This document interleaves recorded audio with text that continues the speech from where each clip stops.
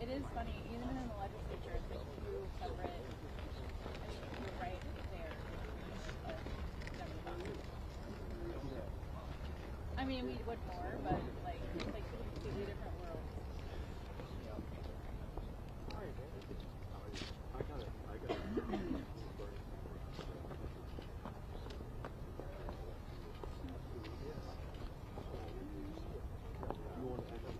Okay guys, we're going to go ahead and get started in just a minute. We will have time for questions after. If you could just raise your hand and then say your name and which outlet you're with, we would really appreciate it. Mayor Johnson's going to start talking. All right, ready to start? Here, let's get over here. Come here. Come here, you guys. Come here. Great. We're just going to sub these two. Yeah. John, come on over. I'll get them armed. Good. I'm going to go after Johnson. And then Yes. All ready. Hello, everyone. Thank you so much for being here. I'm Mike Johnson, the mayor of Denver. Denver, like many cities in America, is a vibrant, thriving city full of generous folks who want to see everyone succeed. We are also a city right now that is facing a humanitarian crisis and a fiscal crisis unlike anything we've seen in the last 25 years.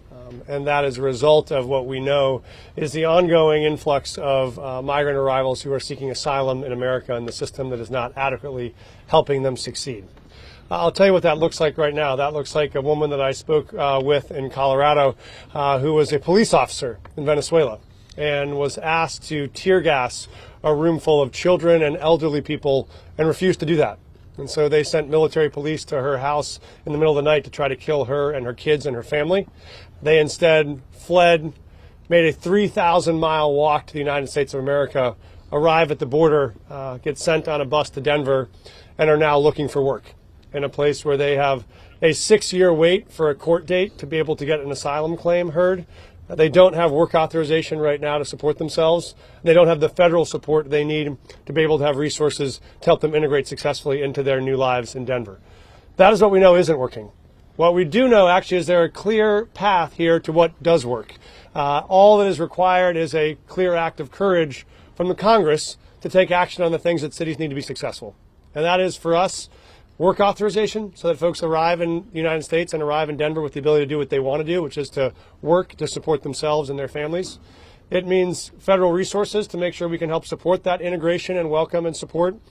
And it means a coordinated plan for entry so that we have cities and states across the country that can all do our part to help this be a successful arrival for both new migrants and for cities, rather than one that is haphazardly run by the governor of one state deciding where folks should arrive. And so what gives us hope is that we know this problem is solvable. And we believe that our cities have the residents and the businesses who want to see it be successful. We need the help of Congress to be able to deliver on that success, not just for the migrants that are facing a humanitarian crisis, but for our cities that are facing a fiscal crisis. Without some intervention or support, the city of Denver is looking at a $180 million budget in 2024 to meet the needs of the folks that are arriving in our cities in cold like this. We are not willing to let folks be homeless on the streets of our city with kids in tents in 10-degree weather, but without some support, that $180 million would look like a 10% cut of our entire budget across the city.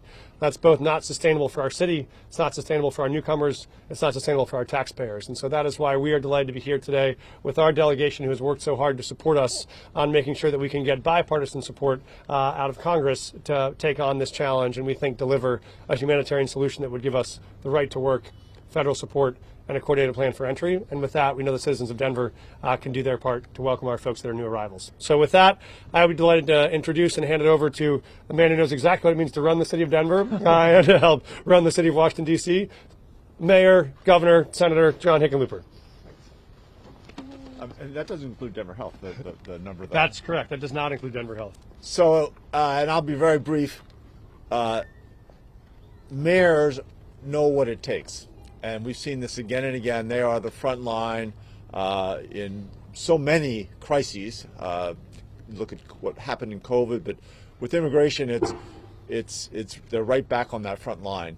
And once again, they are creating the solutions and really looking at the structures, working together. Mayor Johnson has been talking to mayors in other interior cities, saying that we recognize we all have to share responsibility and share the burden, but we got to work together and make sure we have a system. And as he just described, that system is not a mystery. We know what we need. We need the resources to do it.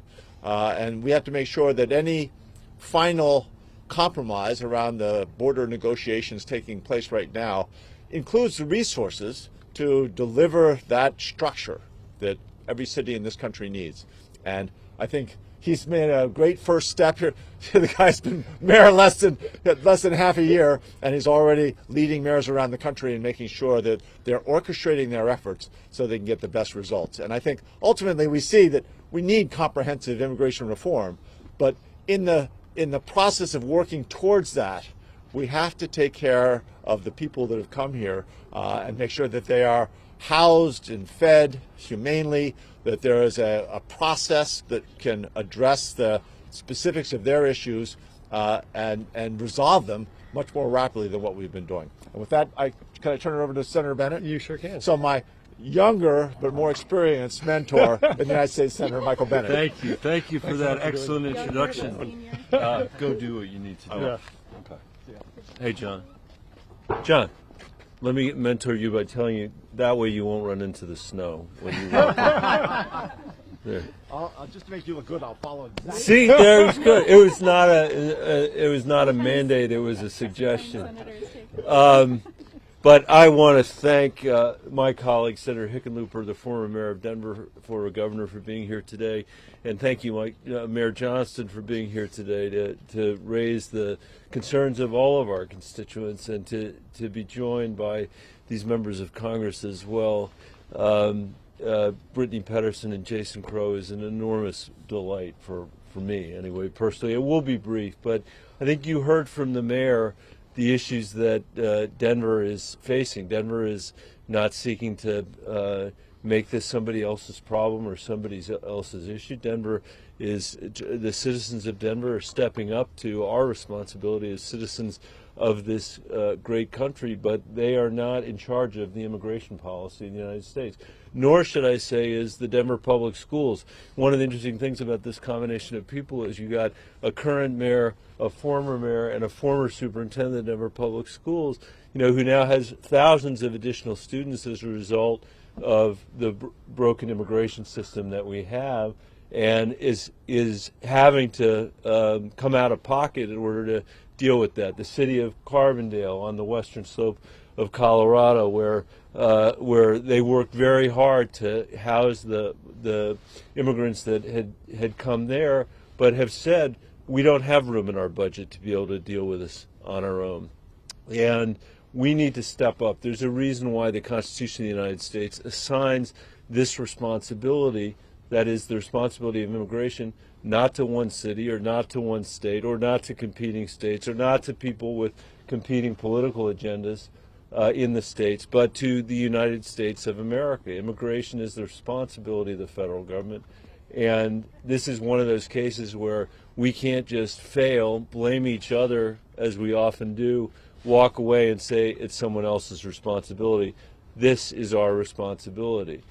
I believe very strongly that the United States has the obligation to continue our funding to Ukraine. I think that they are in a fight not just for Ukraine, but a fight for democracy. They've done everything anybody could have asked them to do over the last 2 years. It would be tragic for this country to turn our back on this. I would not have said this was the moment to talk about immigration policy. I think Ukraine has earned our continued support. But colleagues of mine have raised this issue, and the consequences of our broken system have now become clear across the country as well. So I think it's up to us to make sure we come together to do the immigration part of this. Nobody in Colorado wants transnational gangs running the immigration system for the United States. we should be running our immigration system. And as we think about the funding that we need to attach as part of this, in addition to the policy changes that hopefully we're going to find a way to agree to, we need to make sure that funding compensates the interior cities like Denver, like Carbondale, and interior units of government so that they can continue to provide the services they provided to our own taxpayers, as well as providing the humane response that they've provided to immigrants who are just seeking a better life for themselves and a better life for their families. I think that's point one. And point two, and I'll stop because I know these Congress people are like, what the F, these people in the Senate talk so long. But the second point is the one about work authorizations that the mayor made. I mean, what an irrational system to be, one where people are coming here and then there's no ability for them to work. You know, it's as if the country is insisting that you be on the public dole, insisting that you can't support your family. That's not the situation Denver wants. It's not the situation Colorado wants. We should have, as part of this deal, a work authorization system in place that's generous, not for the benefit of the people that are coming here, but for the benefit of the United States and the benefit of our economy. And so with that, I will turn it over to Congressman Crow. I apologize for going on for so long, but please take it over. Thank you, Senator Bennet. I'm just jealous of the fact that in the Senate side they give you so much time to speak. In the House, they only give us a minute. There's 435 of us, so they have to crunch us in.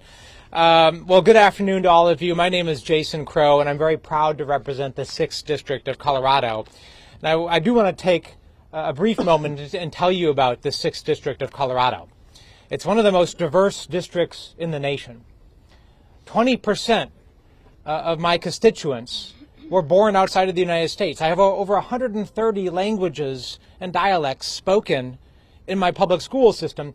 And what we know in the 6th District of Colorado, and in Colorado more largely, is that those immigrants and refugees are a source of great strength and pride. Our diversity is our strength in our community. These are business owners. They are our neighbors. They are the lifeblood of our economy in so many ways, and they are the people that we love, that we work with, that we spend time with. That is Colorado. That is our pride, that is our heart, and that is what we know. So the two things that we do know that my colleagues talked about today is that we have a broken immigration system that is in desperate need of reform, and that Congress must act in a common sense, reasonable way to fix that broken system. And I'm standing here with my colleagues who are working very hard in good faith to do so. The second thing we know is that in Colorado, we do not allow people to go hungry and starve and freeze on our streets who need our help. And that's why we're here today. And I was very proud to join with all my colleagues, led by Senators Bennet and Hickenlooper, to send a letter to FEMA asking for more emergency help, because our cities, Mayor Johnson and others, who are doing incredible work to stand in the breach, to make sure that these families who are seeking refuge don't starve and don't freeze. They need our help. And that is our fundamental role, me and Representative Pedersen on the House side, working with our senators to make sure we get the resources for our cities, for our counties, and for the state of Colorado to make sure that we can fulfill our obligation, our moral obligation, to get that job done. And I'm very proud to be here. So with that, I'm going to turn it over to my wonderful colleague, Brittany Pedersen, also from Colorado. Thank you. Hi, everybody. My name is Brittany Pedersen. I represent the 7th Congressional District, which is just to the west of Denver. And this is an issue that is hitting communities, not just in Denver, but it's also coming to my community and across Colorado and the nation. This is a really important discussion because it's highlighting the local impact and a mayor who is stepping up to lead, to take care of people, but also call on the federal government to do what we are supposed to do and do our jobs. Thank you to Mayor Johnston for everything that you do. And I want to thank the senators who have been working on this issue for many years, and especially Michael Bennet. This is one of those things, I come from the Colorado legislature, and we actually work together to solve problems. I had the opportunity to work with John when he was governor, and It is frustrating, I can tell you as a freshman, to be in Congress to watch the dysfunction.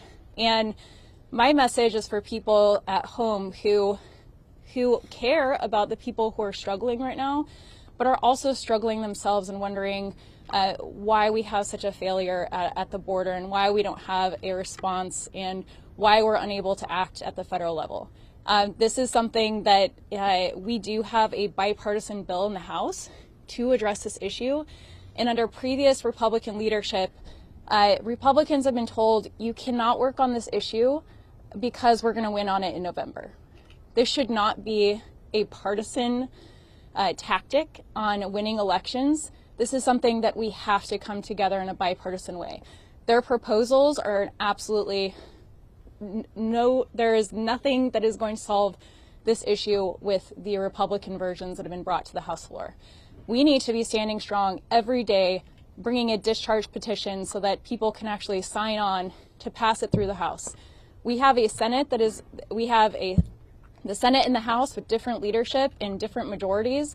You have to be able to come together to pass it in both chambers to find compromise like we do in Colorado. When I think about the individual stories that I'm hearing, it breaks my heart. There was a woman who had just had a newborn and was on the streets. We were trying to track down where she was to try to get her the support and help that she needs. But we are leaving people without the resources and support they need in a desperate situation. But we have to recognize that our asylum system is in desperate need of being revamped. I compare what's happening at the border with a healthcare system that doesn't exist except showing up at the emergency room. There are no options for people. They can't apply to work here. We have to take it off of the border with regional application processes. Biden has called and asked for support on the judicial response so that we actually have funding so they can process these quicker. So we can move people off of the border, actually get them approve their asylum process and also get them work permits. One thing that I talk about often, I'm on the Financial Services Committee and I have the opportunity to meet with CEOs of Fortune 500 companies. And they say the number one thing that we could do to address inflation is address our immigration system, actually provide legal pathways for people to work here. So the fact that we're unable to come together to actually set up a system at the border that works for people in a humane way and also meet our economic need now and our future economic needs with the workers that we need. In Colorado, we have 2 job openings for every person looking, whether it's agriculture, restaurants, nursing homes. We are in desperate need of workers. So this can be something that we can actually help people succeed, address the rising costs, and actually treat people in a humane way. So I want to thank the leadership that's up here today. We're actually trying to work across the aisle to solve problems. So for all of you at home that don't think that that's possible here in Congress, we have great representation in Colorado that I'm very proud of. Thank you. And now, Mayor Johnston. I think we'll take Are there questions. any questions? Thanks so much. I'm Emily Jacobs with the Washington Examiner.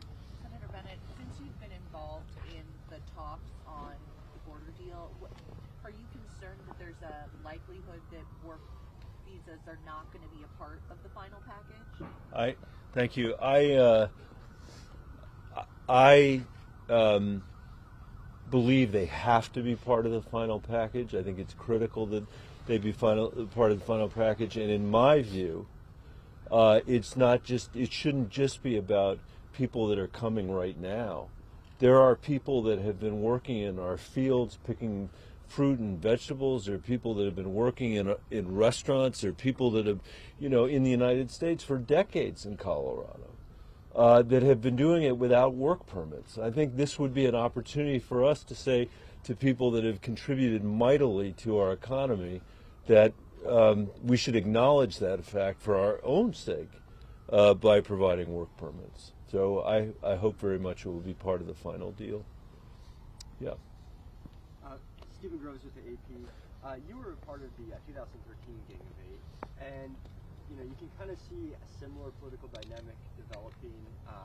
Where Democratic-controlled Senate passes a bipartisan deal, Republican-controlled House receives that, and a Republican Speaker it's very questionable if they'll bring it to the floor. Are you worried about that dynamic in terms of getting something finally passed, and what do you think is causing that? I'm deeply worried about that. I think 2013 actually is quite instructive. And we passed a bill here that would have solved a lot of the nation's problems. It had a pathway to citizenship for the 11 million people. It had the most progressive DREAM Act that had ever been written. It had $40 billion of border security. People forget that, but that's far more money than Donald Trump ever spent, on his wall. But it was 21st century technology that would have allowed us to see every inch of the border. It had broad bipartisan support here, and had it gone over, sorry, got directionally challenged, had it gone over there and had the House been able to work its will on that legislation, it would have passed. And the challenges that we're facing today, we wouldn't be challenged by. The economic benefits we would have from immigration, I think, would be extraordinary.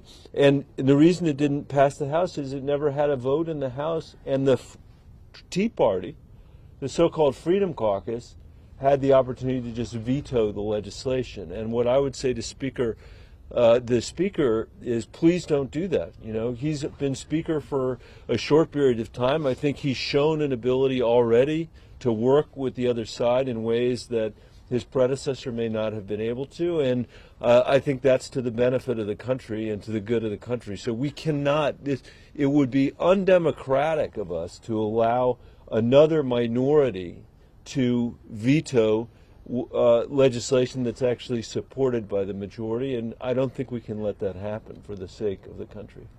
Can I comment on the House? Sure. I'm going to comment on the House dynamics here because they're pretty simple, but they're pretty challenging, right? And I'm not going to say anything that many of you don't know, but the simple fact of the matter is you have a small number of largely House Freedom Caucus members that are holding the entire House of Representatives hostage.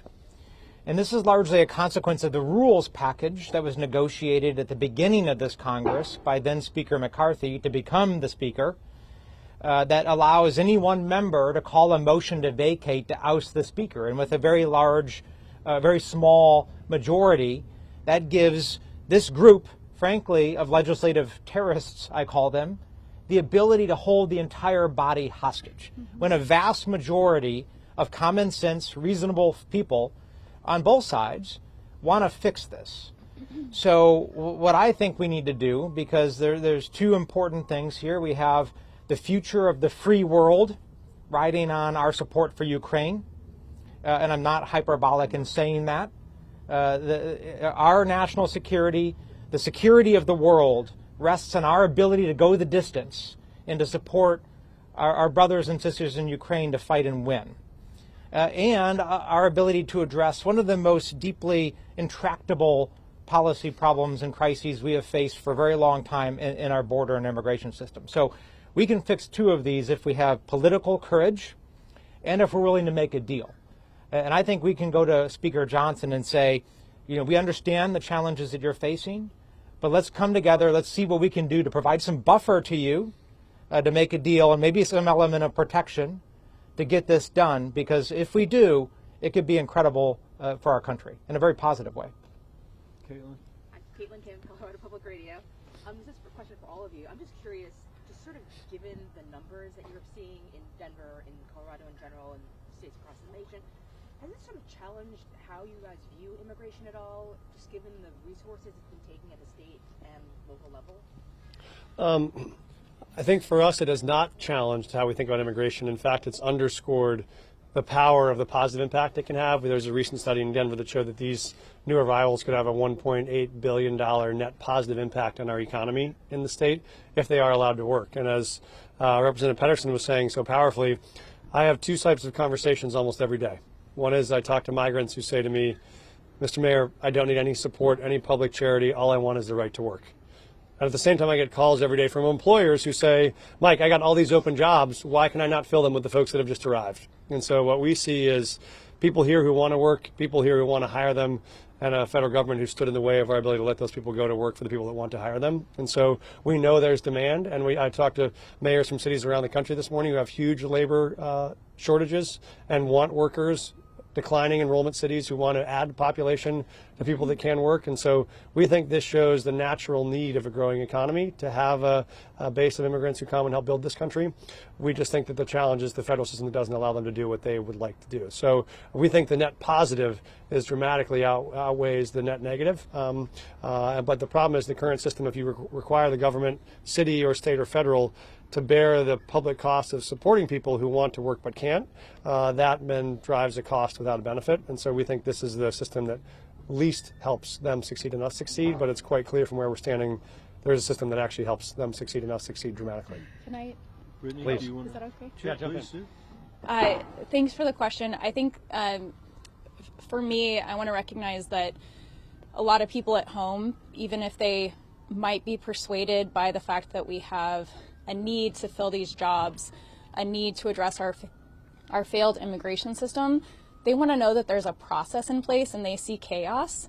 And I just want to recognize, because of decades of failure of inaction, that lots of people are showing up from different backgrounds and different needs at the border because we create no other opportunities. So I think that the American public want to know that we have a safe border, that we're investing in those technologies, that we have a process in place that's triggered by economic need, and that we're only taking in people who are actually qualified based under our asylum laws to come into the system, and that it's happening quickly. So I think that we can come together in a humane way and also recognize what is happening right now is not working.